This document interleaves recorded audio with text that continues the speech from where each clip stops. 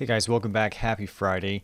Good news is we have a 3-day weekend, so we got a long weekend to get recovered from, all the adjustments that we've been making with our sleep schedule, making sure we're doing our homework for each class every day, like we've talked about. So I actually just learned something by looking through your assignments the other day.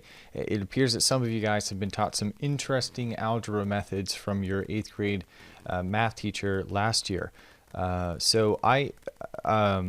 We need to go over some math, some algebra things. And when I was making my videos before, I was kind of assuming that you guys had your algebra skills down tight, and I know it's been a while, so even for you guys who are good at algebra, we need to go over some of that stuff again.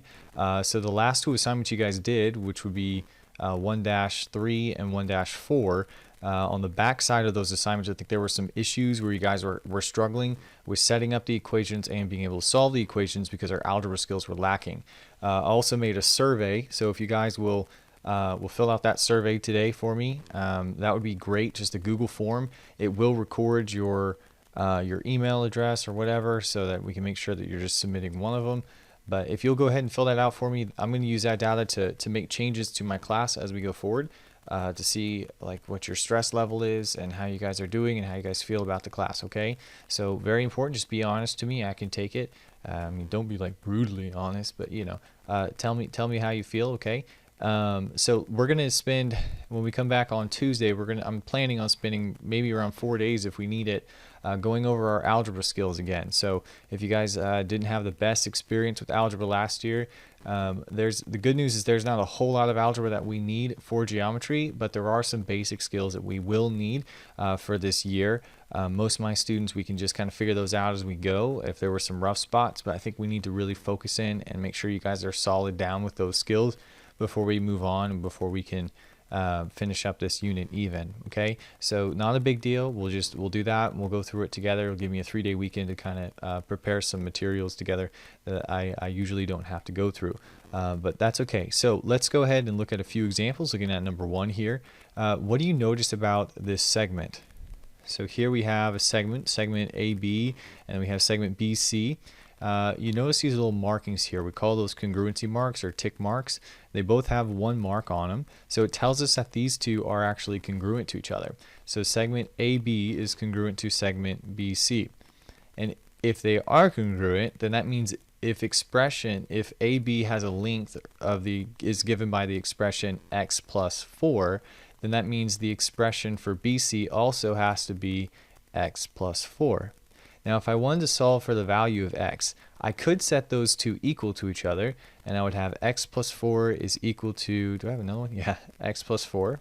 Okay, but then the problem is, of course, x plus 4 is equal to x plus 4. Anything is equal to itself. And whenever I go to solve for the value of x, which is our variable we're trying to solve for, whenever I go through my algebra steps, well, let's see what happens. So the first thing I want to do is get all the x's to one side and the constants to the other side, right? So if I have positive 4 over here, I need to subtract 4 from one side.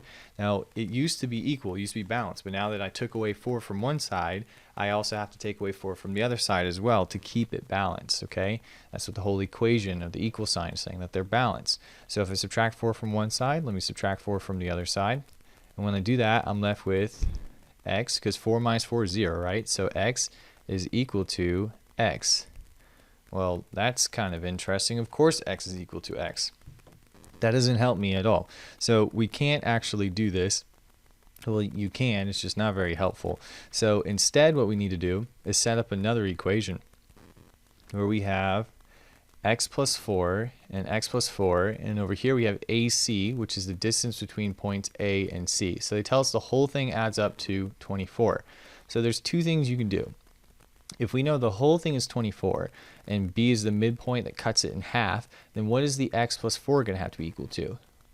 Well, half of 24, which is equal to 12. So that's one way we could solve this problem, is by setting x plus 4 equal to 12. The other way we could do it is if we did the whole thing, which is 24, we could add these two together, right? So we could have x plus 4 plus x plus 4 is going to be equal to 24. So again, there's two ways to solve it. You can either cut the double, which was the 24, cut it in half, or you can take the half, the x plus 4, and double it, which will give us x plus 4 plus x plus 4. Okay, so let's go ahead and do it this way because it's not too bad. Now I've got all these terms on the same side of the equal sign. Some people like to draw lines going down the equal sign just so you know it's two different sides of the balanced. So anyway, you can do that if you want. But anyway, I want to go ahead and combine all the like terms. We'll have an x term and another x term. I can go ahead and add those together, which will give me 2x. Okay, and I got 4 and 4, so 4 plus 4 is equal to 8. So I have 2x plus 8 is still equal to 24. Now that I have all my like terms combined on the same side of the equal sign, I can go ahead and solve for x. So I want to get the x term by itself, but first I got to get rid of this constant. So the additive inverse of 8, instead of adding 8, we want to subtract 8. But if I subtract 8 from one side of the equation, I have to do the same thing on the other side of the equation. So I'm going to go ahead and that's going to go to 0. So I'm going to carry this down here. I have 2x is equal to 24 minus 8, which is going to be equal to 16. Now I have 2x. The x is by itself, but I don't want to know what 2x is equal to. I want to know what 1x is equal to. So this is being separated by multiplication, and we undo multiplication with division, which is its inverse operation. So if I divide this side by 2, I have to do the same thing to the other side of the equation. So 2 divided by 2 is 1, so I'm left with x is equal to half of 16, which is 8. So I know x is equal to 8. And then if I want to solve for the actual parts here, I could plug it back in. So take the 8, plug it all the way back in. So 8 plus 4 is going to be equal to 12, which is exactly what we knew it would have to be because the one side's 12, so the other side's 12, and 12 plus 12 is equal to 24.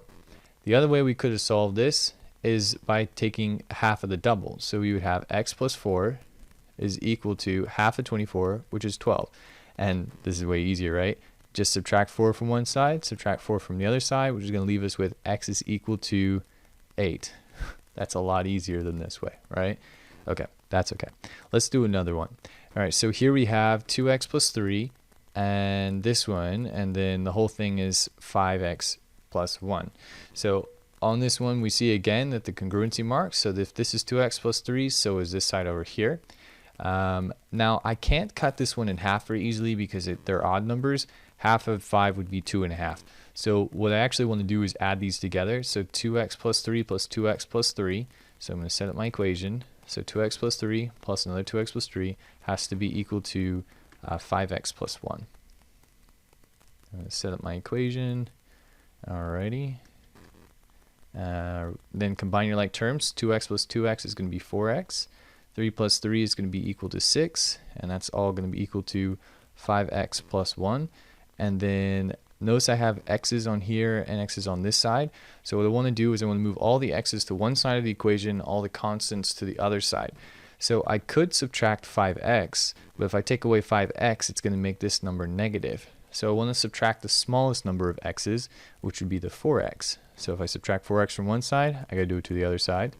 So that's going to go away, right, to 0. So we're left with 6 is equal to 5x minus 4x is going to be just 1x. And then plus 1. Then the last step, I got to move the constant to the other side. So I'm going to subtract 1. If I do it to one side, I got to do it to the other side. So I'm left with 5 is equal to x. Or in other words, x is equal to 5. And we're done.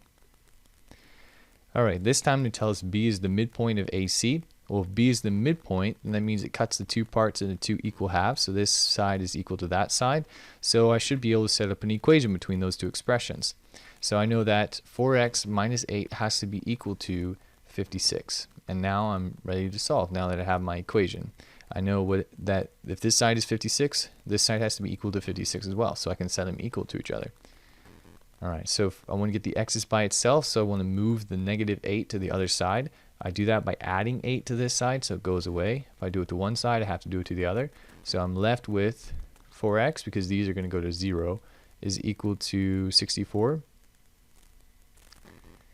Okay, then whenever this is separated by multiplication, I don't want 4x, I just want 1x. So I have to divide it by 4. And the same thing, when I divide one side by 4, do it to the other side.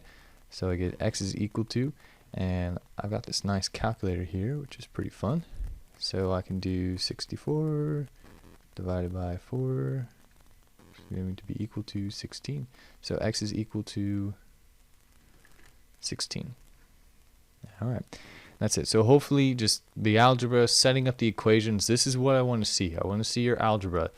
Don't just plug in the answers from the answer bank, okay? That's a trick that you can use when you're doing multiple choice tests, but that's not how we actually do algebra, okay? So I want to see your steps on the work on the back side of the last two assignments. That was 1-3 and 1-4, okay?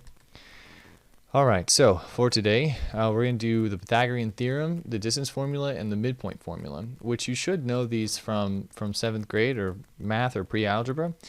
So if it is a right triangle, then we know the Pythagorean theorem, which is that the a squared plus the b squared is equal to the c squared. Now, if you remember from the Pythagorean theorem, what is special about the c? The c is the hypotenuse. And over here on a right triangle, it is a right triangle, the hypotenuse is always the longest side. If you remember, we called the other two sides, they're called the legs. Why they're called the legs, I don't know.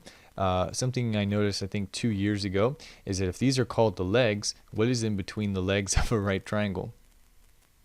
A right angle, of course. What were you thinking? Oh my gosh, I can't believe I just said that phrase. I know that joke has been there the entire time. And the joke will continue. We'll bring it back up, I guess, when we talk about rectangles, because it's kind of funny. All right, so what we would do if we had these sides here, we would know that a squared plus b squared is equal to c squared. And that's a Pythagorean theorem. So let's do an example of that. If we have a right triangle, we have 6 and 8 and x. We set up our equation by first identifying our legs, which is 6 and 8, which is going to be the a and the b, and the hypotenuse, which is x. So we can set up our equation, just plugging in the values, and then we want to square these values. Well, if you remember what it means to square something, it means you're multiplying it by itself. So 6 times 6, or you can do 6 squared, which is 36. And then we're going to add to that 8 squared, which is going to give us 100. So we have 100 is equal to x squared, or you could square them out and do a separate one if you want. Then the last step is we don't want x squared, we want just x. So we don't divide 100 by 2 because this is a square, it's an exponent. So to get rid of this exponent, what we actually have to do is multiply both sides by an exponent of 1/2. Okay, so instead of dividing by 2, we're multiplying by an exponent of 1/2. So we take both sides to the 1/2 power, which is interesting. I don't know if you've done this before, but the 1/2 power is exactly the same thing as a square root. So you're probably familiar with the square root of 100, which should be 10, right? Well, if we do 100 to the 1/2 power, that's also going to be equal to 10. So let me show you that. It's kind of a fun way to put in square roots. So if I have 100, oops, let me try that again, clear that one out. And then I hit this caret button right here. That's going to be an exponent to the power of, and then I'm going to do 1/2, but I'm just going to do it as 0.5 because it's faster, and that'll give me 10. If I want to do the square root, that's the square root symbol is this from the second key, so second x squared, 100, not 110. Let's try that again. 100. I'm having issues. Square root of 100, which is also 10. So if you got a calculator, you'll probably use what's on your phone. You can either use the 1/2 power with the caret button, or you can just use the square root key. It doesn't really matter, either way. All right, so we end up with x is equal to 10. Alrighty. Why is it? Okay, so another cool thing about the Pythagorean theorem from Thales' theorem is that a right triangle is always going to have its 3 vertices on a circle where the hypotenuse is a diameter of the circle, which is actually really, really cool. And if we see that, we can find out what the hypotenuse of the triangle is by looking at the 2 legs, the a squared and the b squared. So this is actually another way of doing the distance formula. And so now it's just the distance formula with a right triangle that's being circumscribed by a circle. And this will be brought up again when we get to our 10th unit, right towards the end of the year when we talk about circles. We'll do a very similar worksheet to what we're doing today.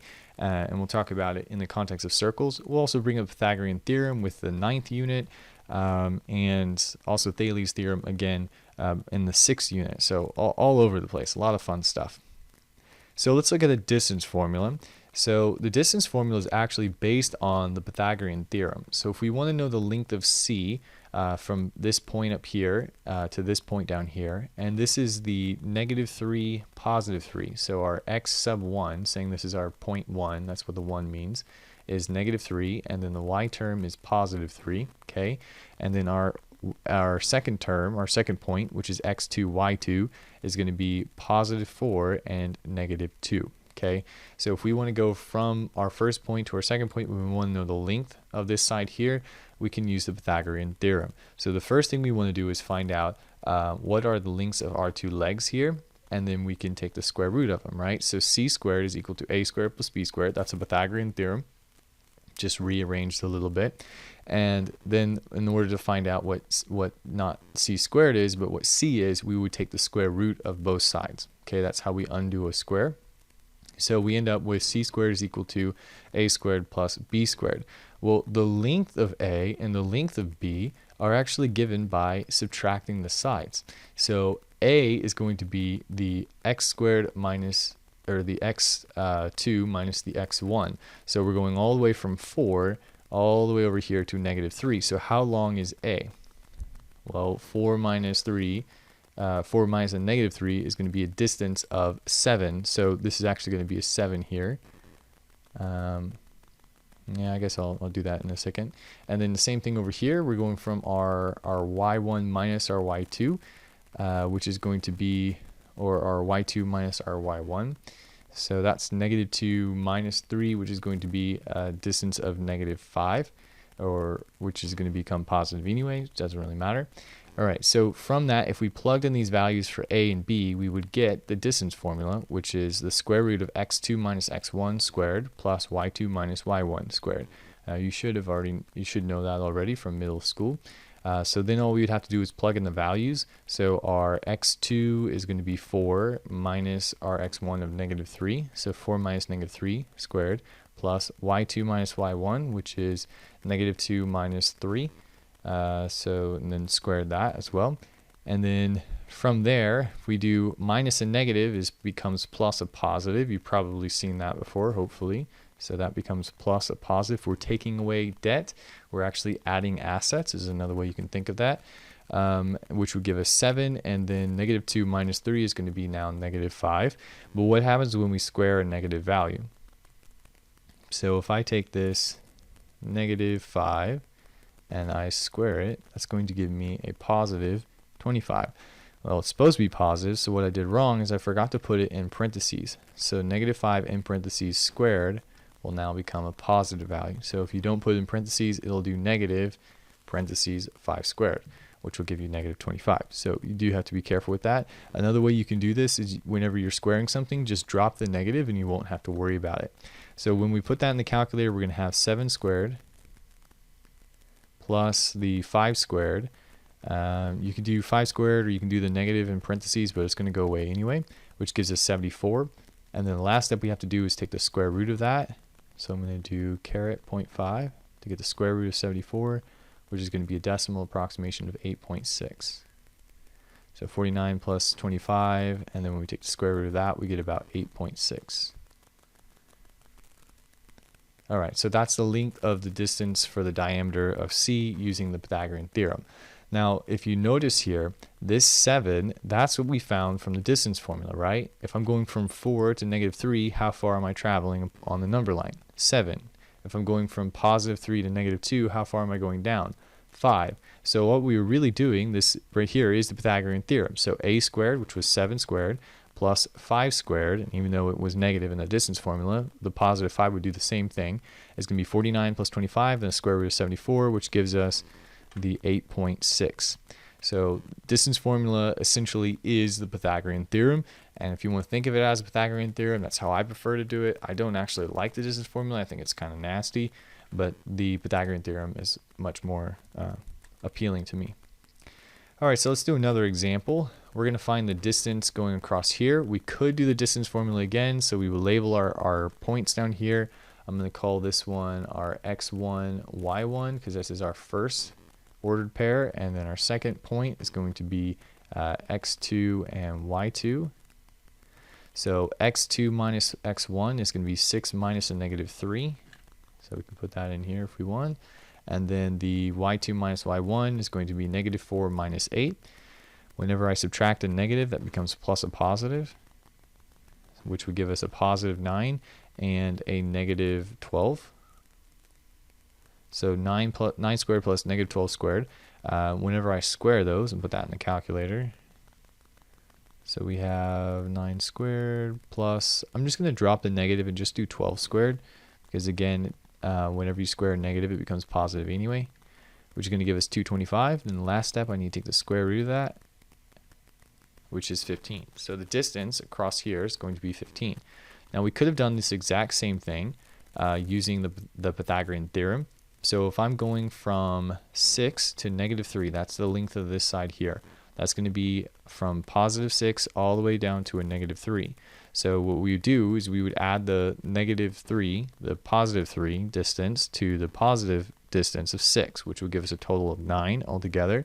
And then if we're going from negative 4 to 8, so negative 4 all the way to positive 8, so the negative distance was 4 plus the positive distance of 8, which would give us 12. You see the 9 and the 12? It's the same thing we get from the Pythagorean, from the distance formula. It's the same thing we get from the Pythagorean theorem. So we could have just done, the 9 squared plus the 12 squared. That would have worked as well, just fine.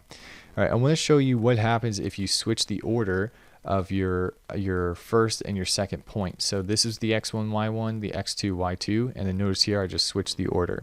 So what happens is now instead of 6 minus negative 3, we have negative 3 minus 6. Instead of negative 4 minus 8, we have 8 minus a negative 4. Well, when we do this, we end up with the same negative 9. Well, it's negative 9 instead of positive 9. And now instead of a negative 12, now it's a positive 12. But that doesn't matter because whenever we are squaring it, the negatives are going to go away anyway. So it doesn't matter which one you choose to be your x1, y1 or your x2, y2. You're going to get the exact same answer because the distance are still going to be positive whenever you square them. All right, so that was the distance formula. That one is probably the most complicated. You can also use the Pythagorean theorem, of course. Now I'm going to show you the midpoint formula, which is really, really simple. So on the midpoint formula, let's say we have 2 points, 1, 4, and 5, 2. And I want to find the point that's exactly in between those two. Well, you can probably guess visually it's going to be right there, right? Because of the help of the grid there. But when we want to use the midpoint formula, it's going to be x1 plus x2 divided by 2. And y1 plus y2 divided by 2. So what are we doing mathematically when we add two things together and we divide it by 2? Do you know what that's called? So let's say that you have a test score of 70 and you have another test score of 90 and you add those two together and you divide it by 2. When you do that, you have 160 divided by 2, which is equal to 80. What did we just do? So you had two test scores of 70 and 90, and then you add them together divided by 2, and now you have 80. What does this 80 represent? It's the average, right? Of course, I would know that because I teach statistics, right? Another way of saying an average, so if we have x1 plus x2 divided by 2, that is what we call the average x term, and y1 plus y2 divided by 2 is going to be the average y term. So what we're finding here is from the x term of 1 to the x term of 5, what's the average for the x's going all the way from 1 to 5?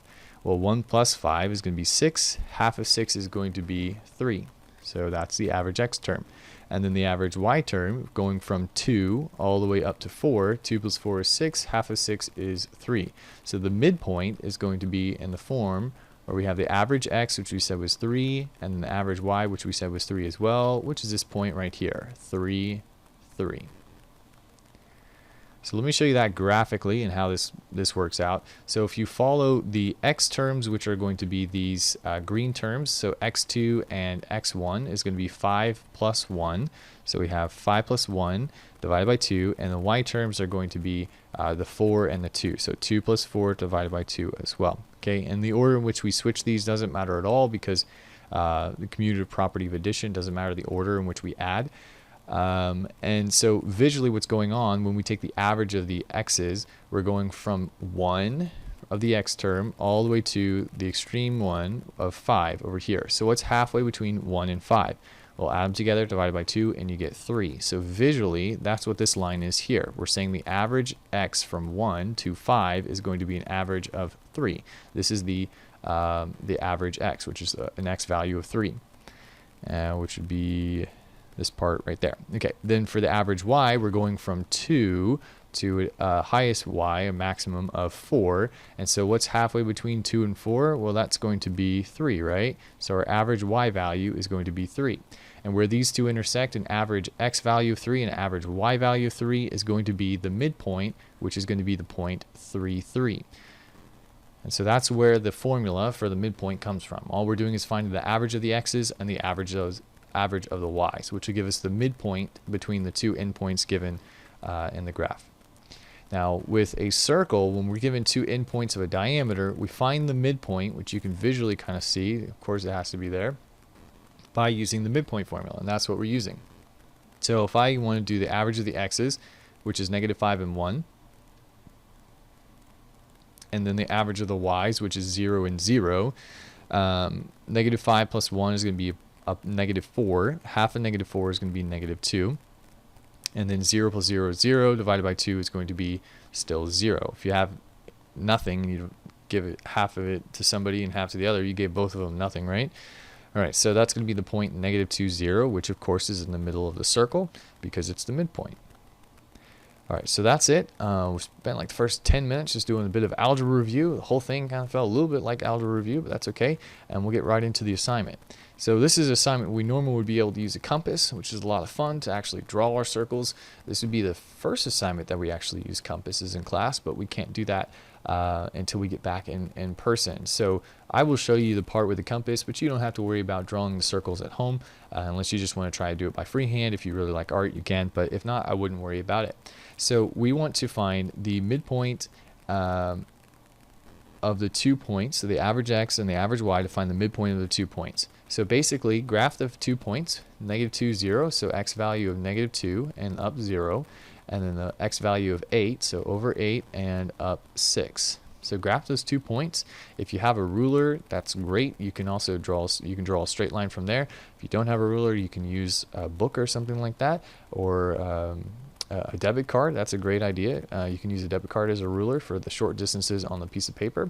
And what we want to do is find the midpoint. You can probably guess the midpoint. It's probably going to be somewhere about right there if I had to guess. But I also want you to show your work and actually calculate it out.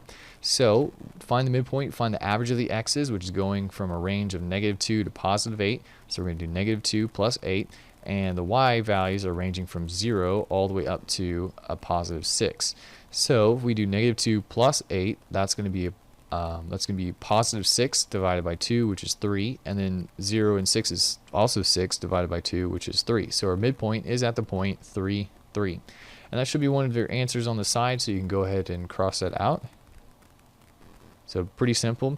What's actually nice is once we have the midpoint, we can draw the distance, or with the compass, we can go the distance to one of the points here, and it should go through the other point as well. And the reason for that is the distance set on the compass, whatever this distance is, which we would have to use a Pythagorean theorem to figure that out, is going to be exactly the same distance here because it is, sure enough, the midpoint. If we went all the way around, of course, it would match up again. So that's kind of how you'd be able to check your work if we were using compasses for that. All right, so let's do number 2.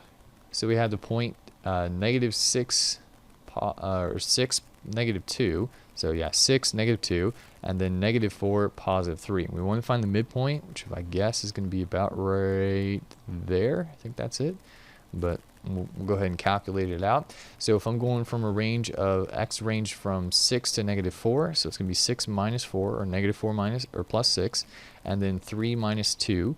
That's going to be +2 and +1. So 2 divided by 2 is 1, and then 1 divided by 2 is 1/2.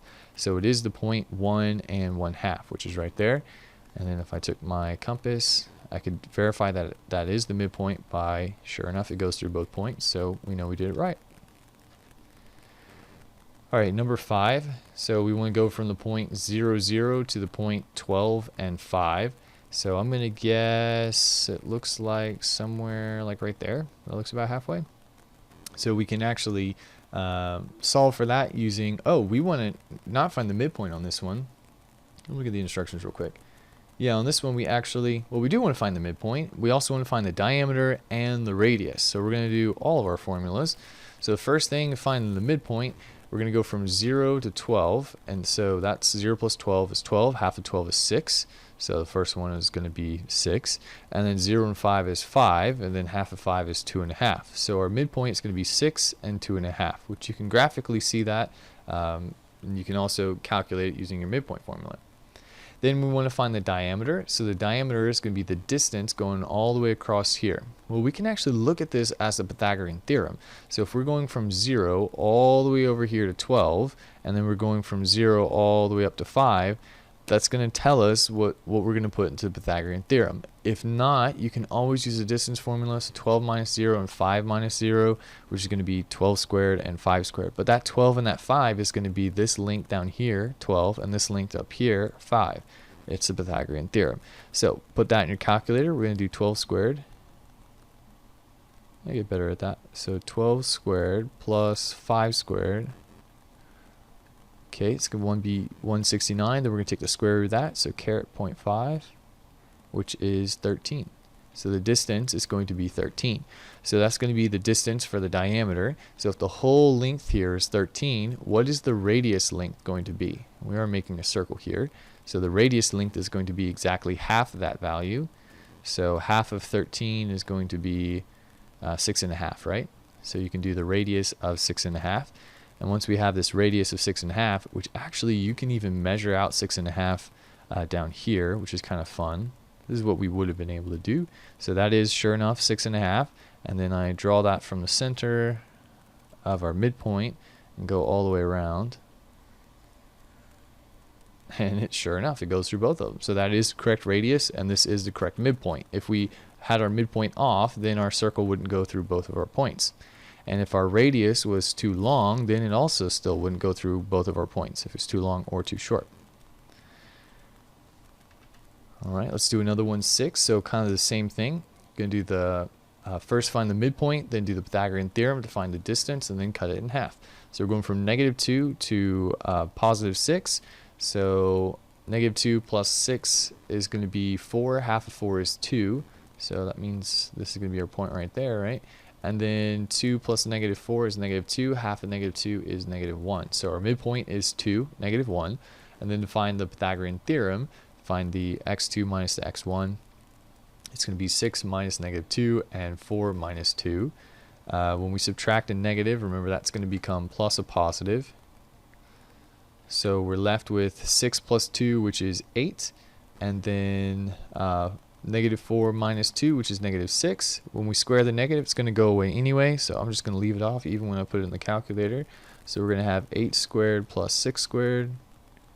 And the last step, of course, we want to take the square root. Find the distance, which is just 10. That was easy. And then once I know the diameter is the length of 10, that means the radius has to be half that, which is going to be 5. Okay, so once I measure a radius of 5, I can go to my midpoint, and that should go through both of them. It is a little short because even you could even see whenever I measured out 5, it was a little on the short side.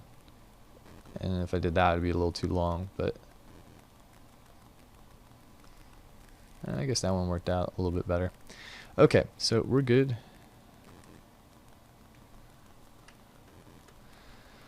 All right, look at number 8. So we're on the back side now. I'm going to do the same thing. We're going to find the center, the diameter, and the radius of the circle, given the endpoints of the circle. So on this one, we have the point 1, 1 and 11, 7. So to find the midpoint, we're going to add our x's together, which is 12. Half of 12 is 6. So it's going to have an average x term of 6, which means it's going to be right there. And then 1 and 7 is 8. Half of 8 is 4. So our midpoint is the point 6, 4. Then to find the distance, we want to find how far we're going from 1 all the way to 11. So that's going to be a total distance of 10. You could use, so I guess there's our midpoint formula. So 1 plus 11 is 12. 1 plus 7 is 8. And the midpoint is going to be 6 and 4. Okay, then the same thing with the distance formula. You can do 11 minus 1, which we said was 10, 7 minus 1, which is going to be a height of 6, and then we can put that into the calculator. So we're going to do 10 squared plus 6 squared And the last step is just take the square root of that, which is going to give us 11.7 repeating, or 11.6, sorry, as a decimal approximation. So about 11.6. The same thing you could have just done the distance formula if you like, or the Pythagorean theorem. And then the radius is going to be half of that. So going back to the calculator, to find the radius, we just take that value and divide it by 2, which is going to be 5.8. So then if I wanted to, I could measure out 5.8 approximately, about right there, and start at our midpoint, and that should go through both endpoints of our diameter. That was close. Looks like I didn't quite measure out the 5.8 right, but you get the idea. All right, number 9, we're going from -3 to +3, so that's going to be an average of 0, which tells us that it's got to be at this point 0 and 1. Whenever I add those two together is 2, and then half of 2 is going to be just 1. So anyway, you do 3 and -3 is 0, half of the 0 is still 0. 2 divided by 2 is 1. So our midpoint is going to be this point here, which is at 0 and 1. Then to find the distance, if I'm going from -3 to +3, that's going to be a difference in the x of 6. And then from 8 to -6 is going to be a difference of 14. So I can put that in the calculator. So 6 squared plus 14 squared. I keep doing that. So 6 squared plus 14 squared, and then we take the square root of that, which is going to be equal to 15.23. And that's it. That's going to be our diameter, and to find the radius, we just divide that by 2. And these are, of course, approximations, so I can put that back in the calculator, take that value, divide it by 2, and there you go. Okay, so that's all that we have for today. You got a long 3-day weekend, so if you did get behind on the homework because of bad practices, you can get caught up over the weekend. If you haven't done any work this week, expect a phone call home. We'll probably call home, I think on Sundays, probably when I'll do that. So make sure you get caught up on your homework. We are going to go back to reviewing some algebra stuff to kind of brush up on those skills so that we'll have more success in this class. Also, don't forget the survey that I sent out. So if you'll give me that answers, give me the feedback from that on that survey, that'll help me make changes to the course going forward. Besides that, I hope you guys have a good weekend, and I'll see you back on Tuesday.